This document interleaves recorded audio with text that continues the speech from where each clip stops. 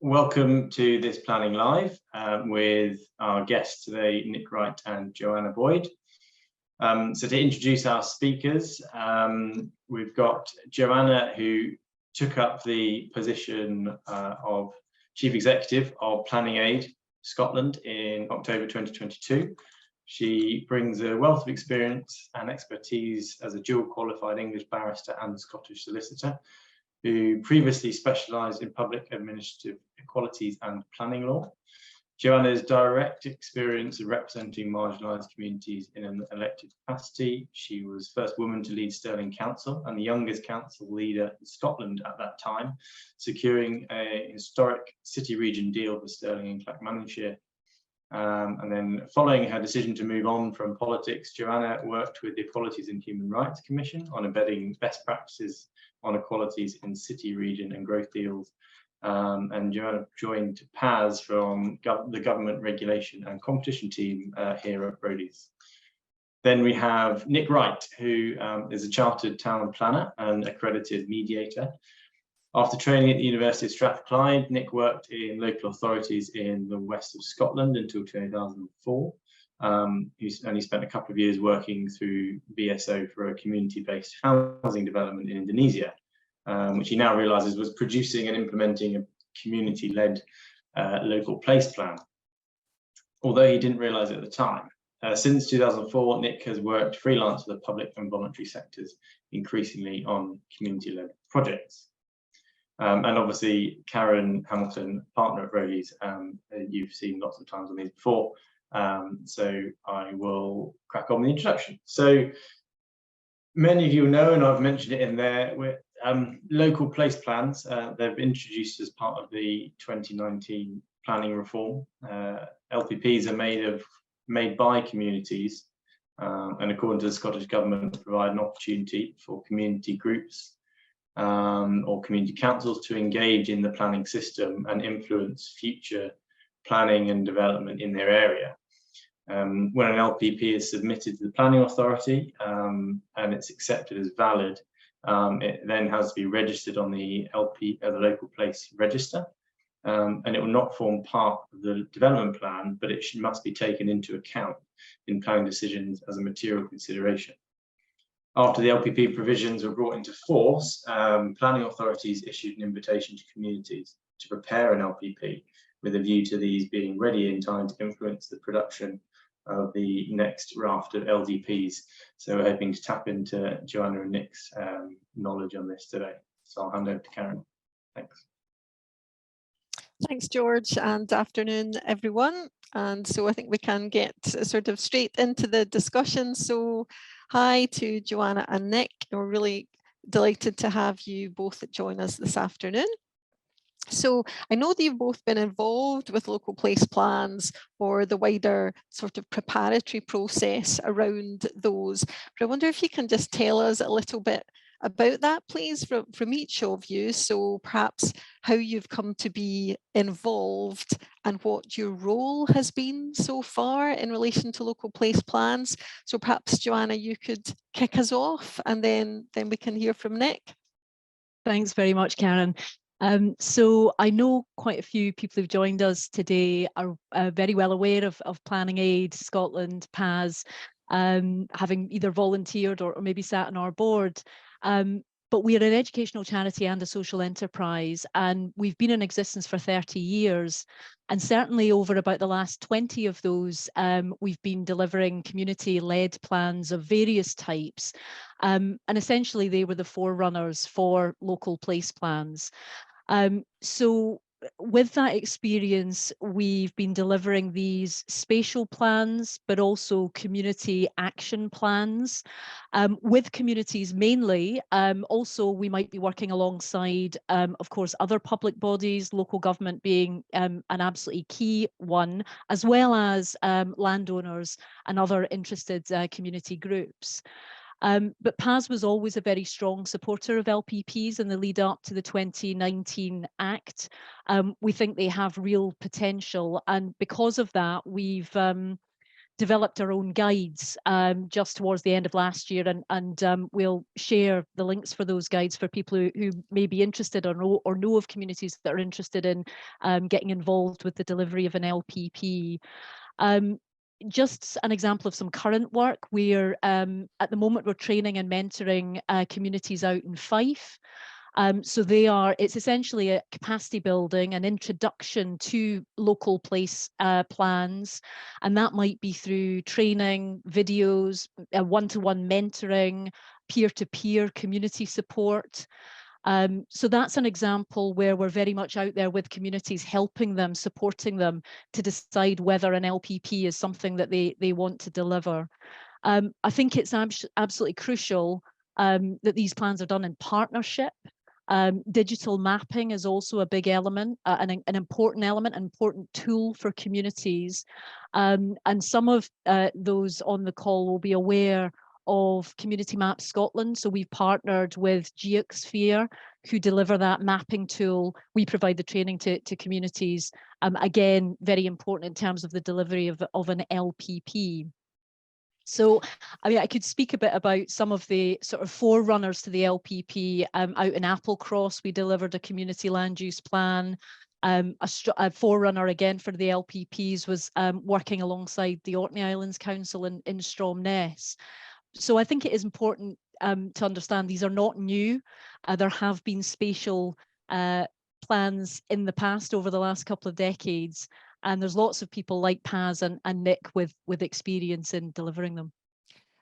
And I know that indeed, Nick, when you were involved in your work with the Scottish Development Centre, keep me right on that, yes, and the 10 principles around local place plans that you discussed at that time, that was one of the points that you made, that actually local place plans and community plans don't necessarily need to be different.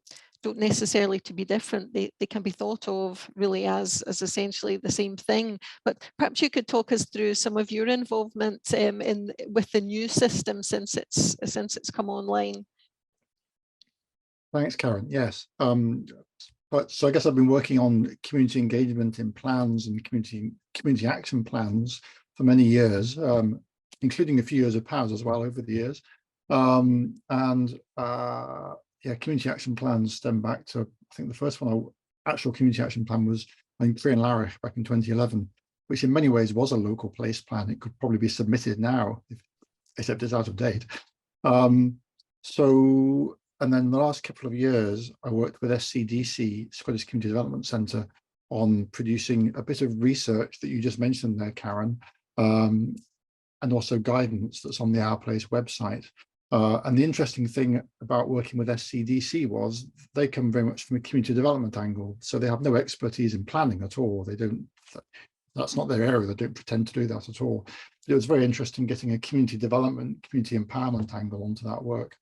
And I guess in terms of current work, I've been involved in a couple of local place plans that have just been submitted in Luss and in Arica, which are both in Loch Lomond National Park. One is almost finished in Strath-Eric and Foyers, just south of Loch Ness.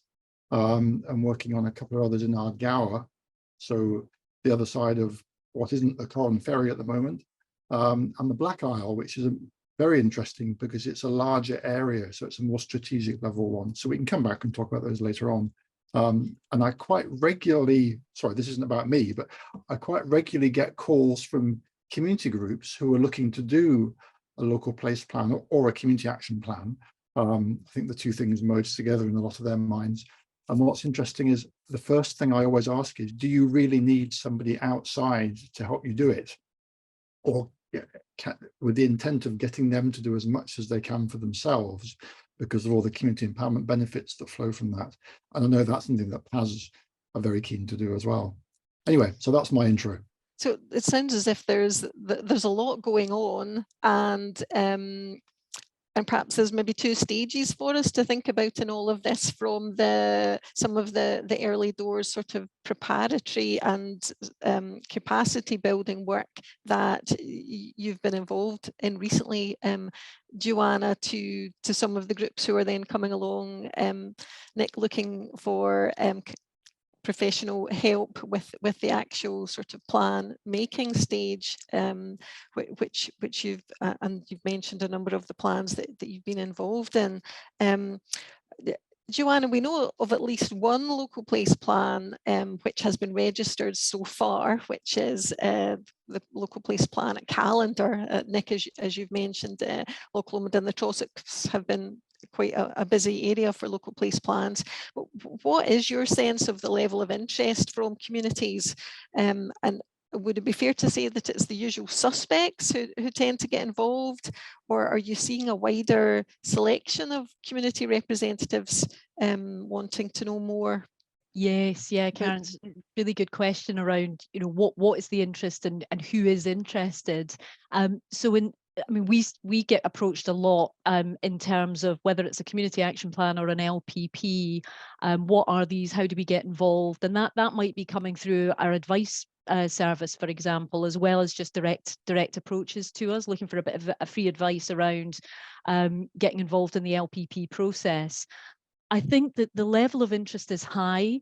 But what we've seen is, I think that there is a real danger that the communities who have resource, and whether that be financial resource or in kind, so they have a lot of people who are willing to give their expertise or volunteer, or that they have the capacity. So I think that's something we just need to be aware of. And I think the other thing I'd like to really kind of emphasize from Paz's point of view is that one of our core values, big part for us, is around inclusion and inclusive participation. So it's absolutely making sure that when a community does begin to show interest, that we are right from the very beginning reaching out to make sure that as broad a representation of the community is engaged in that process as possible, particularly voices that aren't heard as often. So that might be children and young people. It might be, well, the three groups, of course, under the 2019 Act that have to be engaged in terms of the LDP process are the Gypsy Traveller community, children and young people, and our disabled people as well. So I think that's absolutely key. And in terms of yes, the communities that we have seen come forward, say, for example, in that capacity building project, what was interesting is that there wasn't really any significant uptake of the offer through the council of capacity building by communities where there was more deprivation and more poverty. So, and that was in spite of marketing, levels of marketing being really directed towards those communities. So I think, again, that potential, and we know that Scottish Government, one of their key focuses is around equality and tackling poverty. So I think there is a risk that these LPPs end up being produced for particular communities, but not all. So I think it's something that we just need to be aware of. Yeah, yes, absolutely, and it's the age-old problem, I guess, that we experience when we talk about engagement in the planning system, and who I suppose has the time and the resource to become involved. And through the capacity building process, would it be right to assume that not every group that you were working with necessarily come out that process and think, okay, we're now ready to make a plan, or indeed that we want to make a plan, having gone through that process? Yeah, I think that's absolutely right, Karen. You know, it's completely legitimate for a community to say thank you very much, but no thanks. I mean, this has been described, and if you look on local planning authorities' websites, it's that invitation to make a local place plan, isn't it? So the answer to that invitation could be for a community, well, we're just not ready for that. We're not interested in that. We would rather go down, for example, a community action plan, something that's wider, or we might be engaged in our locality planning under the Community Empowerment Act, another different plan. I think another point really is there's what we found in going out and engaging with communities is often the first step is just to lay down and share some basic knowledge around the planning system. because we really shouldn't assume that there's a level of knowledge out there about what is, at the end of the day, a really complicated system, one that we as the experts are just getting to grips with in this new MPF4 era. So that's what we found we had to build into that capacity building programme. That's really interesting. It's of course so true that as we're all constantly struggling to get to grips with changes in the planning system, for people who are perhaps having their first experience of it and trying to understand what the system is about and perhaps what a local place plan might actually be able to offer them, they need to understand a bit more about the system itself. So you've identified their potential funding barriers, presumably the amount of time that people would be having to invest might also be quite off-putting, as well as just that general lack of knowledge. Yeah. So Nick, perhaps coming over to you then. So funding, as Johanna has identified, that being a concern that, you know, perhaps is it the well-heeled communities that are largely going to benefit from this process. But when groups are coming to you then, Nick, at the plan making stage, and when they perhaps do have some money to spend, are you able to give us some insight into where that funding is coming from? And is it sufficient to allow those communities to access all of the help that they need if they're perhaps engaging with, you know, a selection of professionals? Yes, well, in my experience, the money that's going around at the moment is probably a combination of a lot is from wind farms or from firms like SSE, who have community benefit funding from hydro schemes and that kind of thing. And they want to make sure that the community benefit funding is being used for good purpose. So in those situations, those funders are actively going out to communities who receive those monies in order to say to them, we think you should have a plan in place in order to spend the money wisely that's in line with community consensus. So there's a big push across a lot of rural Scotland from that particular funding source. And also organisations like the Coalfields Community Fund as well have, within the areas they work in, they've long funded community action plans and this kind of work too.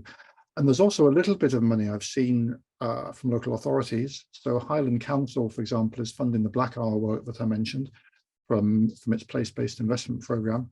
I think it's end of year spend. I think it was end of year spend last year, so it's not yet mainstream, but it's still local authority funding.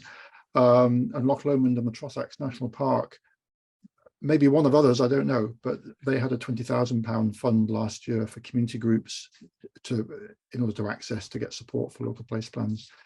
And I've got one example of a private developer putting money into local place plans, but I might come back to that later on. Is this allowing communities to access all the help they need? For the ones I've seen, yes, it is, because local place plans are not massively expensive things to produce. They don't need lots of technical support from expensive consultant teams. They're relatively light touch. Most of the effort really goes into community engagement. So they aren't hugely expensive. And I guess the communities who are asking for money from the funders have a little bit of flexibility about how much they ask for as well. So that helps. But that doesn't disguise two problems. So one is the one that Johanna mentioned of there's a risk that communities will be left behind, and that is a very real risk, as Johanna said. You can see it happening already. And the other one is that the funding that's available is only for preparing the plans. And of course, a plan is only worth anything really if something happens as a result of that plan. And that's the really big question about where will the money come from in order to deliver things that are in plans. So that's the big question that I think everyone is starting to try to get their heads around now. So the same question that faces Scottish Government when we talk about NPF4 is relevant for us to be considering here. It's all about the implementation. But that's really interesting to hear about the funding sources. Obviously not all local authorities are making that sort of pool of money available. You mentioned Loch Lomond, and presumably that's one of the reasons, amongst a few, as to why there may be quite a bit of activity in the area of the national park. But really interesting to hear about the community benefit funds related to some of these renewables projects, and perhaps a way that local place plans are being used there that wouldn't have been anticipated when they were first thought of as helping to direct that spend for some of those communities. I mean, I would just add to that, Karen, that's exactly what we've seen as well in terms of approaches from communities about either community caps or LPPs. It's either wind farm money, a hydro money, or money that's in trust. So it might be a separate body, but the money's available for that community. As another approach that's quite an interesting one is in the borders. So they have a framework where communities are able to call off the framework to engage to help them have support for a local place plan. So it'll be another, Dumfries and Galloway can certainly call off that framework, as well as quite a long list of others. So it'll be interesting to see whether that should provide a real funding stream and means of support for communities in that part of the world. But it's patchy is the way I would describe it. That's exactly what was coming to mind hearing you describe that, Johanna, that it might be back to the usual phrase of sort of postcode lottery, depending where you are in the country, just what kind of opportunity you're going to have. So Nick, moving on then to think about plan content. So by the time a group is coming to you to talk about plan making, perhaps they've been through a bit of a process with PAS, do they generally have a reasonably well-formed idea of what it is that they're wanting to achieve? And can you perhaps talk us through just some examples of the types of proposal that groups have been focusing on for the plans that they want to produce? Can I just quickly add to that, as we've had a question which is slightly linked to it. Are you finding, Nick, that there is a general acceptance that when they come with ideas that some development may be required? I suppose you could. Right, I'll try to cover that as well. Yes, I can see that. Great, thanks, George. Well, in my experience, communities, by the time that they come to someone like me, then the vast majority of them, almost all of them, simply want to find out what their wider community wants. So it's very rare that they come and say, we want to do this project or that project. It's that their intent is really, we need to get consensus here. So can you design a process that gets to everybody in the community? And that's obviously that's very good. Very occasionally you have to disarm somebody of their pet project and say, let's just wait till that emerges through the process. But that's hardly ever. So I think that's very good. I think people get the process. In terms of the question that George just asked about, has there been general acceptance that some development may be required? I think, again, in my experience, I think yes. That may not be the case every time, but the example I've got in mind from just things I was reading this morning from the Black Isle, we've had the first stage of engagement there over the last couple of months. And one of the issues that's a known issue on the Black Isle is housing, as you would expect across the whole country, in fact, just a matter of access to housing. And of 340 people who commented, only one comment I read said, I don't want any more housing in my area. Now, that's not to say that nobody else has concerns about housing.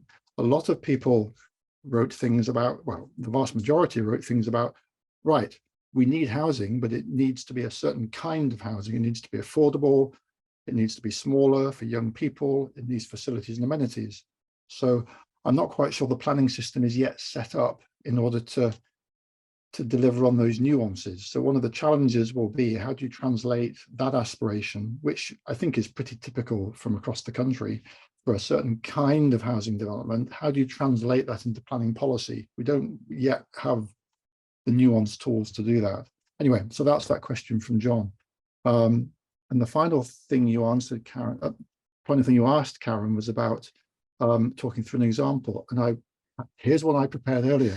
Great. So I've got one on this. I'll just share my screen, and this happens to be one that's just being finalised for submission next month. It's a rural one, so this is just south of Loch Ness. It's a little village called Gorthlick, but it fits onto one sheet, so it makes it quite easy to understand.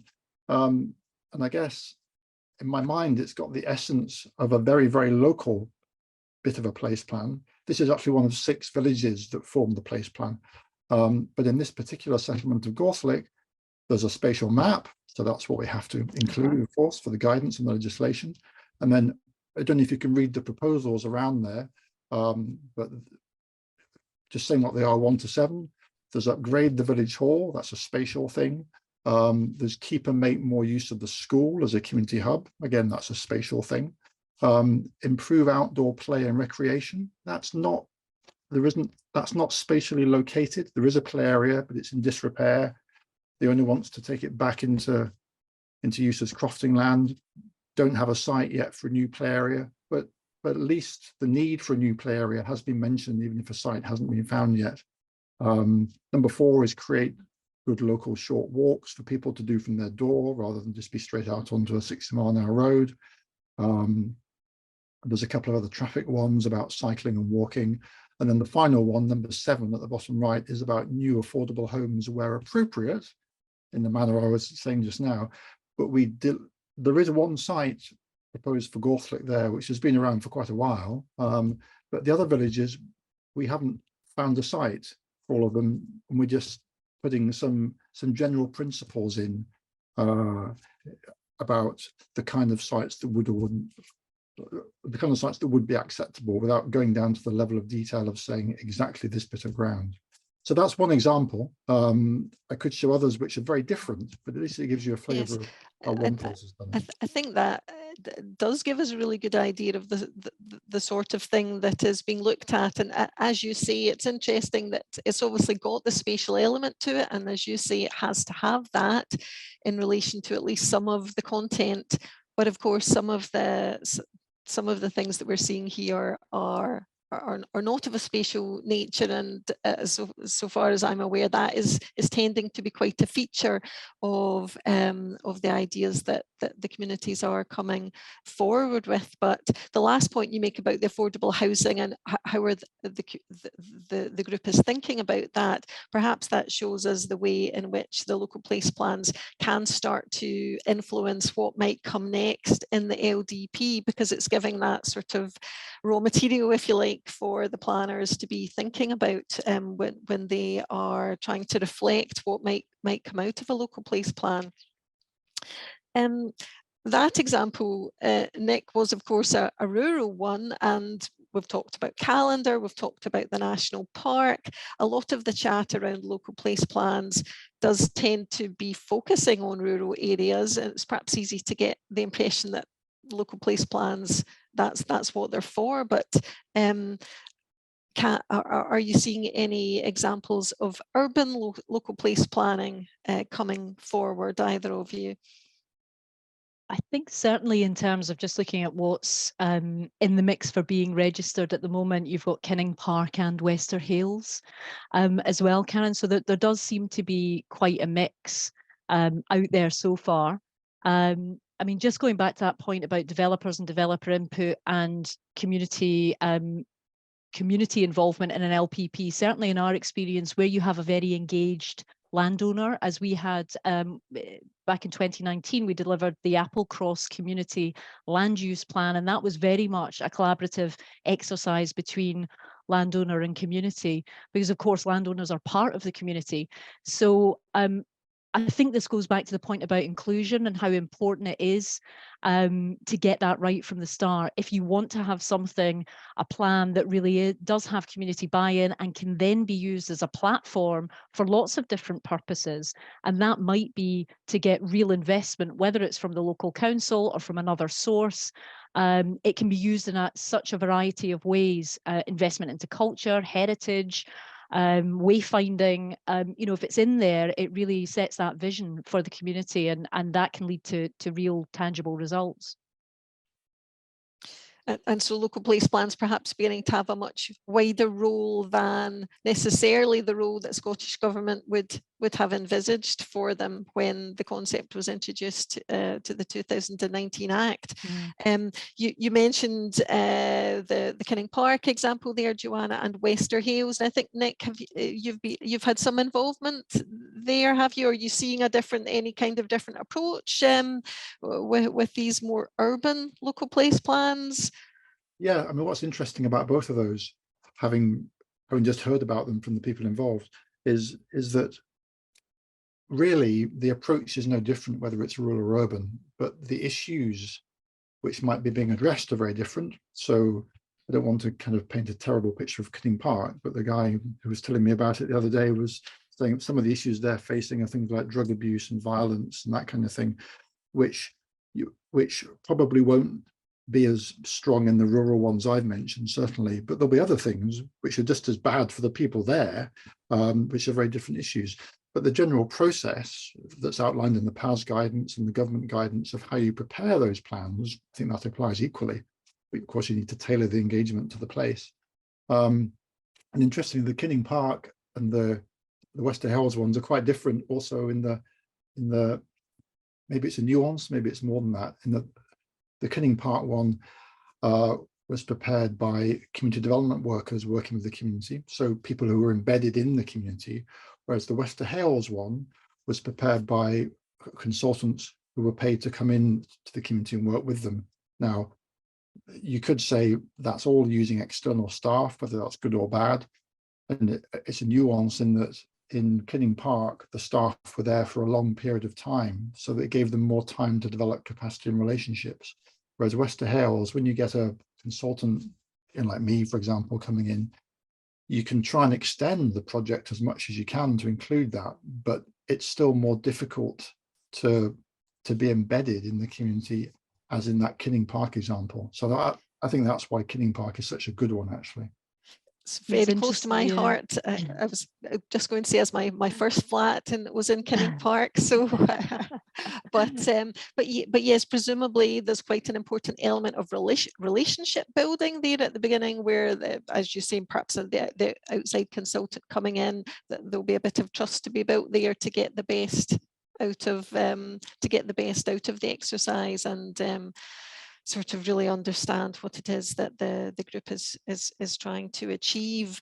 So we touched there on landowner involvement as well, Joanna, in terms of the example that you were mentioning. And the process is obviously intended to be very much community led, but I was wondering the extent to which other stakeholders are getting involved. So local authorities, whether that's through the planning service or other services, are an obvious example. We haven't mentioned politicians so far, so I'm wondering the extent to which maybe elected members have a role, landowners, as I said, you've picked up on, and obviously some landowners are taking quite a proactive approach, but perhaps there are other organisations as well. So yes, I think that's right, Karen. I mean, comprehensive stakeholder involvement right from the off is obviously key to getting that the best possible plan you could have by the end of that process.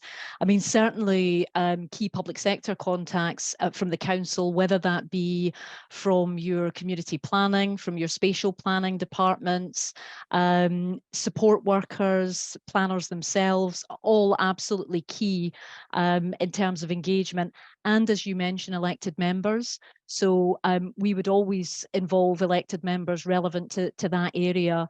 And certainly in recent experience, they've been very keen to come along, learn about local place plans and understand exactly what's involved with them. So I think that's all of that is good, inclusive engagement processes in terms of engaging the community. I think, I mean, it's interesting, this question about the community action plan versus an LPP. And certainly, you may well have communities. We've had recently have communities come to us and say, can you help us with a community action plan? We're not so interested in just confining ourselves to sort of development of and use of land. what we noticed just recently is looking, in fact, yesterday, the guidance that's come out in relation to LDPs. So there's an annex there that talks about community-led plans and the LPPs, and it's really saying to us that actually where there is a community action plan and it's dealing with spatial projects or proposals around spatial planning, then that can be taken into account in the LDP process. So it's not one or the other, I think. You know, if you, and during the consultation on the LDP, again, even if your LPP hasn't been registered, hasn't been validated, you can still be making those points in the LDP process. So well, it would certainly be unfortunate if by introducing something with a new badge, we were ending up actually excluding other valuable bits of community work from things which the planners could be looking at in their LDP work. So that's interesting. We shouldn't get too tied up in labels then, perhaps, when we're looking at the raft of different sort of community documents that might be exist, yeah, absolutely. produced. And we haven't really touched on locality plans, which is another type of plan, but again, that should be taken into account by the community when they're thinking about their LPPs. So, I mean, it's a really complex picture out there, just even all this terminology that we're all chucking around. But I think it's encouraging, because a lot of communities are saying to us, well, we're really worried about timescales. You know, yes, this all sounds great, but our LDP process is firing on ahead. How are we going to get an LPP done in time? So I think that gives communities some comfort that whatever they're doing, they could actually get in by way of representation on the LDP process anyway. Or if there's something sitting in another plan, it can still be used to influence the LDP. Yes, so they don't necessarily need to be on the register, and whether it's in one form or another, it can be presented and taken into account. Well, that maybe takes me on to a question that might be one for you, Nick, and with the work that you're doing and the content, you know, the sorts of proposals that you're seeing groups focus on, the Scottish Government obviously is hoping or intending that local place plans will help to shape LDPs. Do you think that's realistic? Do you think that that it is likely to make a difference in the end to the sort of thing that will be produced? Well, I think in an LDP? Well, I think the jury's out, of course. No one knows, do they? It's all still the starting line for this. But I think it can be realistic, yes. So I remember talking to planners in Orkney about a year and a half ago, and we were talking about a local place plan that was just starting up for Doonby at the time, which is a village in northwest mainland. And what the planners were saying was, what we need to do for Orkney is we just need to do local place plans across the whole of Orkney, support the communities to do them, and then we aggregate those up into the LDP, and that will work for us. It was just an offhand conversation, but they could see the opportunity. But if you try to apply that in a different context that's not an island, so in Glasgow or Edinburgh particularly, then that'll be really difficult, because there's so much more complexity in people's movements and how they live their lives. So yes, I mean, the kind of localism thing that I'm such a strong believer in thinks, yes, of course you could build an LDP up from the bottom up, doing it collaboratively, just as Joanna was saying, of course you can do that. But I think it's more difficult in cities and in complicated conurbations. It can still be done if the mindset is there. And I'm also mindful of, there's a question that we've had, are place plans not simply a sop to community-led organisations locked out of the planning system? And yes, of course, they can be viewed that way, and that may well be how they came about. And I don't wish to argue with the question at all. I think it's a good point. The angle I take is, whether or not that's the case, let's make the best job of them that we can. So let's try and give them as many teeth and as much strength as we can, and kind of use the art of the possible. And then hopefully in the future, they will get more teeth and they will become stronger. which is a slight aside, but I just wanted to make sure I touched on that question. Well, I think that's a very positive way of looking at it, but from what you've both been saying this afternoon, irrespective of the sort of pure planning element of a local place plan, there may be a range of benefits that will flow for communities from them in terms of sort of galvanizing community working and community spirit and different actions and objectives that a community might have, which are perhaps on a wider footing. But perhaps if I can, because I notice we're quite close to time, but it might be a good way for us to round up. Joanna, for anyone that is listening and might be thinking about making an LPP, doesn't know perhaps where to start, could you give some words of advice or pointers as to some of the resources that are available, or what would be a good starting point for anyone that was perhaps thinking of beginning on that journey? Yes, yeah, absolutely can. And I think, as I said at the start, we're very happy to share resources that we have. There is quite a lot out there actually in terms of resource. Our guides, the guides that Nick's referred to, the guidance itself, the circular from government, so there's a fair amount out there. But of course, call us, happy to chat. I think it's very, it's quite a minefield. So just being able to have those one-to-one conversations about what's involved, and as I say, very happy to share the resource that we have. I mean, often we get approached just to think about how to put together a brief if a community is wanting to make an application to a particular fund. So again, it can just be helpful to talk through what are the sorts of things that we should be touching on, because I think that point that was just being made there at the end about that, it's really a question of weight. If you get this right and it's a persuasive document, then local planning authorities are going to have to take them seriously, look at them and think, well, what are our reasons for taking that bit into account in the LDP process, and what are our reasons for discounting another element of them? So the more inclusive, the more persuasive, the more well done they are, then the more influence they're likely to have.